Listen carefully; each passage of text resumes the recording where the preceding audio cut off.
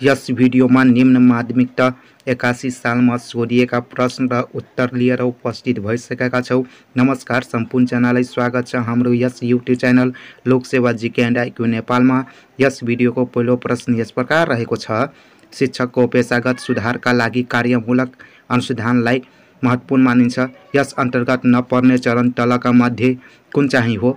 तल दिएका अप्सनमध्ये यसको सही उत्तर रहेको छ शिक्षण गर्ने। प्रश्न नम्बर 2, अभिभावकले गुणस्तरीय शिक्षा विकासका लागि आफ्ना बालबालिकालाई खाली ठाउँका लागि आवश्यक सहयोग गर्नुपर्दछ।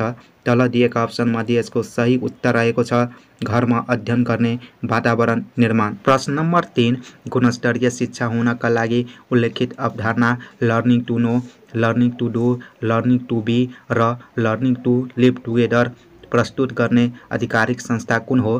तल दिएका अप्सनमध्ये यसको सही उत्तर रहेको छ युनेस्को। प्रश्न नम्बर 4, राष्ट्रिय शिक्षा नीति 2076 कुन मितिमा नेपाल सरकार मन्त्री परिषदबाट स्वीकृति गरिएको थियो? तल दिएका अप्सनमध्ये यसको सही उत्तर रहेको छ विक्रम सम्वत 2076 साल कार्तिक 18 गते। प्रश्न नम्बर 5, शिक्षक सेवा आयोगद्वारा सञ्चालित खुल्ला प्रतियोगितात्मक परीक्षा उत्तीर्ण भएका उम्मेदवारहरूलाई शिक्षक पदमा नियुक्ति कुन निकायले गर्दछ? तल दिएका अप्सनमध्ये यसको सही उत्तर रहेको छ शिक्षा विकास तथा समन्वय एकाइ। प्रश्न नम्बर 6, विद्यालय तहमा गुणस्तरीय शिक्षा प्रदान गर्ने तलका मध्ये कसको भूमिका महत्त्वपूर्ण मानिन्छ? तल दिएका अप्सनमध्ये यसको सही उत्तर रहेको छ माथिका सबै। प्रश्न नम्बर 7, सामुदायिक विद्यालयको सामाजिक परीक्षण समितिको अध्यक्ष को रहने व्यवस्था छ? तल दिएका अप्सनमध्ये यसको सही उत्तर रहेको छ शिक्षक अभिभावक सङ्घको अध्यक्ष। प्रश्न नम्बर 8, नेपालको संविधानले सार्वजनिक, निजी र सहकारी क्षेत्रको सहभागिता तथा विकास मार्फत उपलब्ध साधन र स्रोतको अधिकतम परिचालनद्वारा के गर्ने उद्देश्य लिएको छ? तल दिएको अप्सनमध्ये यसको सही उत्तर रहेको छ दिगो आर्थिक विकास। प्रश्न नम्बर 9, लैङ्गिकता तलका मध्ये कुन अवधारणासँग सम्बन्धित छ? तल दिएका अप्सनमध्ये यसको सही उत्तर रहेको छ सामाजिक। प्रश्न नम्बर 10, शिक्षण विधिद्वारा बालबालिकामा सृजनशीलता तथा सहकार्य जस्ता सिकाइगत सिप विकास गर्न खाली ठाउँ चिन्तन आवश्यक पर्दछ। तल दिएका अप्सनमध्ये यसको सही उत्तर रहेको छ आलोचनात्मक। प्रश्न नम्बर 11, कुन अवस्थामा निर्माणात्मक मूल्याङ्कन सबैभन्दा बढी प्रभावकारी मानिन्छ? तल दिएका अप्सनमध्ये यसको सही उत्तर रहेको छ सिकाइमा सुधार ल्याउन। प्रश्न नम्बर 12, विद्यालय सुधार योजनाको मूल्य ध्येयभित्र नपर्ने विषय तलका मध्ये कुन हो? तल दिएका अप्सनमध्ये यसको सही उत्तर रहेको छ हाम्रो शिक्षक। प्रश्न नम्बर 13, विद्यार्थी सिकाइलाई सरल तरिकाबाट मूल्याङ्कन गर्नका लागि प्रयोग गरिने विधि कुन हो? तल दिएका अप्सनमध्ये यसको सही उत्तर रहेको छ प्रश्न उत्तर। प्रश्न 14, तालिम प्राप्त अनुभवी र विज्ञ मेन्टरबाट शिक्षक मेन्टरिङ गर्दा कस्तो तरिका अवलम्बन गर्नुपर्दछ? तल दिएका अप्सनमध्ये यसको सही उत्तर रहेको छ सहकार्यात्मक। आगामी दिनमा पनि निम्न माध्यमिकता सोधिएका प्रश्न र उत्तर लिएर उपस्थित हुनेछौँ। हामीसँग जोडेर रहनुहोला। प्रश्न नम्बर 15, शिक्षकको पेशागत विकासका लागि पाठ अध्ययनमा जोड दिई सञ्चालन गरिएको परियोजनाको नाम के हो?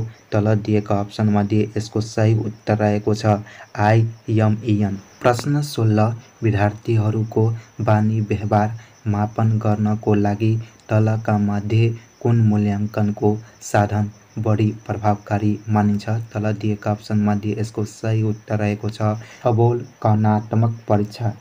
प्रश्न 17, कम्प्युटरमा MS वर्ड प्रयोग गरी कपी गरेको कुनै अनुच्छेदलाई पेस्ट गर्दा गरिने सर्टकट की कुन हो? तल दिएका अप्सनमध्ये यसको सही उत्तर रहेको छ Ctrl+V। प्रश्न नम्बर 18, तल दिएका मध्ये कार्यमूलक अनुसन्धानको विशेषता कुन होइन? तल दिएका अप्सनमध्ये यसको सही उत्तर रहेको छ यो एक विशिष्ट प्रकृतिको सैद्धान्तिक अनुसन्धान हो। प्रश्न नम्बर 19, शिक्षकले आफ्ना शैक्षिक गतिविधिलाई आफैले अवलोकन मूल्याङ्कन गरी आफै सिकेर आफ्नो पेशागत क्षमता विकास गर्ने विधिलाई के भनिन्छ? तल दिएका अप्सनमध्ये यसको सही उत्तर रहेको छ स्वप्रतिबिम्बन। प्रश्न नम्बर 20 शिक्षकले योजना निर्माण, श्रव्य दृश्य सामग्रीको सङ्कलन, रेकर्डिङ, स्क्रिनसट जस्ता विविध कार्य गर्न र अभिलेखका लागि उपयोगी तर कम प्रयोग गरिएको प्रोग्राम कुन हो? तल दिएका अप्सनमध्ये यसको सही उत्तर रहेको छ वन नोट। प्रश्न नम्बर 21 अनुसन्धान कार्यमा प्रयोग गरिने सूचनाका स्रोतहरूमध्ये प्राथमिक स्रोत कुन चाहिँ हो? तल दिएका अप्सनमध्ये यसको सही उत्तर रहेको छ प्रश्नवाली।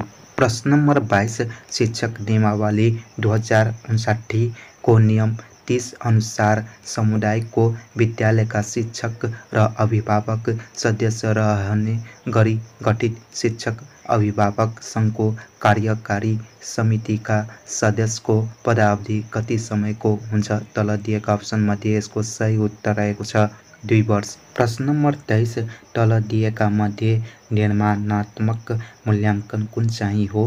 तल दिएका अप्सनमध्ये यसको सही उत्तर रहेको छ माथिका सबै। प्रश्न नम्बर 24 शैक्षिक अनुसन्धानमा सन्दर्भ सामग्री उल्लेख गर्दा दिएका मध्ये कुन शैली अनुसरण गर्नुपर्दछ? तल दिएका अप्सनमध्ये यसको सही उत्तर रहेको छ अमेरिकन साइकोलोजिकल एसोसिएसन। प्रश्न नम्बर 25 कक्षामा शिक्षण सिकाइ कार्यकलापमा प्रयोग गर्न नसकिने सूचना तथा सञ्चार प्रविधि साधन आइसिटी टुल कुन चाहिँ हो? तल दिएका अप्सनमध्ये यसको सही उत्तर रहेको छ गुगल ट्रान्सलेट। प्रश्न नम्बर 26 राष्ट्रिय जनगणना 2078 को तथ्याङ्क अनुसार स्मार्ट मोबाइलमा आधारित सिकाइ स्रोत सामग्री प्रयोग गर्न सक्ने जनसङ्ख्या कति प्रतिशत रहेको छ? तल दिएका अप्सनमध्ये यसको सही उत्तर रहेको छ 73%। प्रश्न नम्बर 27 तल दिएका मध्ये लैङ्गिक समतासँग मिल्ने भनाइ कुन चाहिँ हो?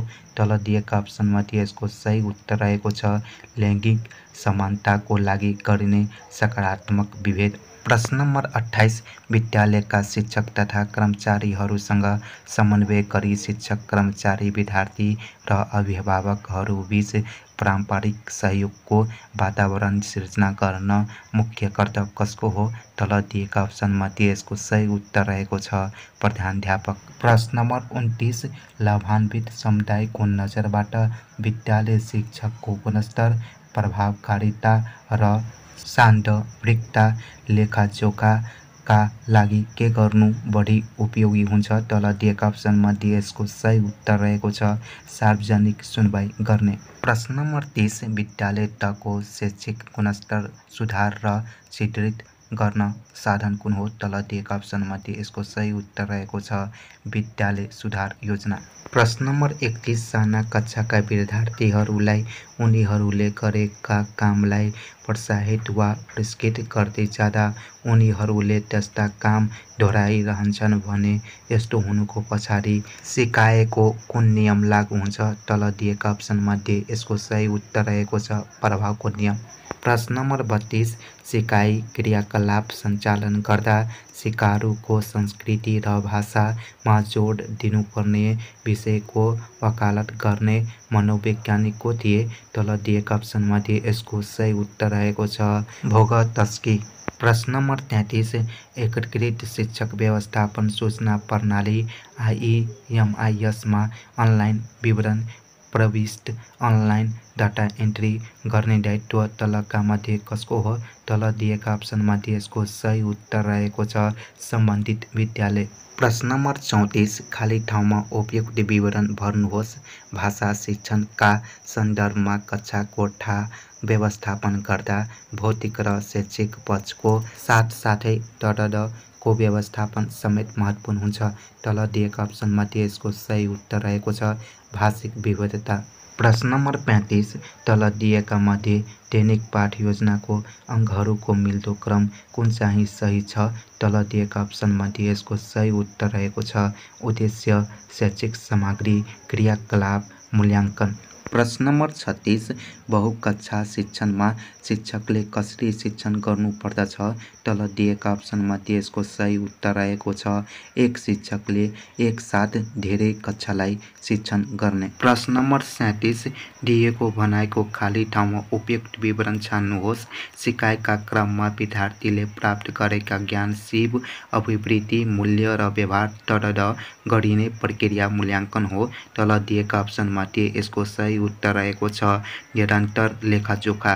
प्रश्न नम्बर 38 कक्षा कोठामा धेरै विद्यार्थी भएको तथा प्रयोगशालाको अभावको अवस्थामा विद्यार्थीलाई प्रयोगात्मक ज्ञान प्रदान गर्ने तलका मध्ये कुन विधि उपयुक्त हुन्छ? तल दिएका अप्सनमध्ये यसको सही उत्तर रहेको छ प्रदर्शन। प्रश्न नम्बर 39 फ्लिप कक्षा व्यवस्थापन विधि अनुसरण गर्दा सहजकर्ताले गर्नुपर्ने कार्य के हो? तल दिएका अप्सनमध्ये यसको सही उत्तर रहेको छ सहजीकरण गर्ने विषयमा आधारित रही शिक्षण गर्नु पूर्व विद्यार्थीलाई अध्ययन सामग्री उपलब्ध गराउने। प्रश्न नम्बर 40 शैक्षिक सामग्री छनौट र निर्माण गर्दा ध्यान दिनुपर्ने सबैभन्दा महत्त्वपूर्ण पक्षलाई तलका मध्ये कुन चाहिँ भनाइले प्रतिनिधित्व गर्छ? तल दिएका अप्सनमध्ये यसको सही उत्तर रहेको छ शैक्षिक सामग्री सकेसम्म स्थानीय र स्वनिर्मित हुनुपर्छ। प्रश्न नम्बर 41 कक्षा कोठा व्यवस्थापन अन्तर्गत बुक कर्नर र विषयगत कोणाको व्यवस्थापन गर्नु तल दिएका मध्ये कुन प्रकारको व्यवस्थापन हो? तल दिएका अप्सनमध्ये यसको सही उत्तर रहेको छ भौतिक व्यवस्थापन। प्रश्न नम्बर 42 प्राकृतिक तथा मानव सिर्जित विपदको समयमा निर्धारित कार्यघण्टा र पाठ्य घण्टा उल्लेखित सिकाइ उपलब्धि हासिल गर्न विद्यार्थीलाई सहयोग गर्नका लागि तयार गरिने योजनालाई के भनिन्छ? तल दिएका अप्सनमध्ये यसको सही उत्तर रहेको छ सिकाइ अपूर्ण तथा द्रुत सिकाइ योजना। प्रश्न नम्बर 43 राष्ट्रिय पाठ्यक्रम प्रारूप 2076 अनुसार मातृभाषा स्थानीय विषयको छनौट गरी विद्यालयमा कार्यान्वयन गर्न दायित्व कसको हो? तल दिएका अप्सनमध्ये यसको सही उत्तर रहेको छ स्थानीयत। प्रश्न नम्बर 44 समावेशी शिक्षा सबै बालबालिकाको लागि विभेद रहित वातावरणमा सांस्कृतिक, वर्गीय, जातीय एवं भौगोलिक विविधतालाई सम्मान गर्दै आफ्नै समुदायमा जीवनोपयोगी शिक्षा सुनिश्चित गर्न डडड हो। तल दिएका अप्सनमध्ये यसको सही उत्तर रहेको छ शैक्षिक पद्धति। प्रश्न नम्बर 45 दिएका शब्दहरूमध्ये बाट खाली ठाउँ उपयुक्त शब्द भर्नुहोस्। बालबालिकाले बाल विकास केन्द्रमा व्यतीत गर्ने समय मध्ये वर्णको सङ्केतन, विसङ्केतन र डड लेखाइ जस्ता क्रियाकलापका लागि सहजकर्ताले समय निर्धारण गर्नुपर्दछ। तल दिएका अप्सनमध्ये यसको सही उत्तर रहेको छ स्वतन्त्र। प्रश्न नम्बर 46 यस भिडियोको अन्तिम प्रश्न रहेको छ तल दिएका मध्ये पाठ्यक्रमका तत्त्वहरूको उपयुक्त क्रम कुन चाहिँ हो? तल दिएका अप्सनमध्ये यसको सही उत्तर रहेको छ उद्देश्य, विषय सूची, शिक्षण कौशल र मूल्याङ्कन। आगामी दिनमा पनि निम्न माध्यमिक तह सोधिएका प्रश्न उत्तर लिएर उपस्थित हुनेछौँ। हामीसँग जुडेर रहनुहोला भन्दै बिदा चाहे। धन्यवाद। जय नेपाल।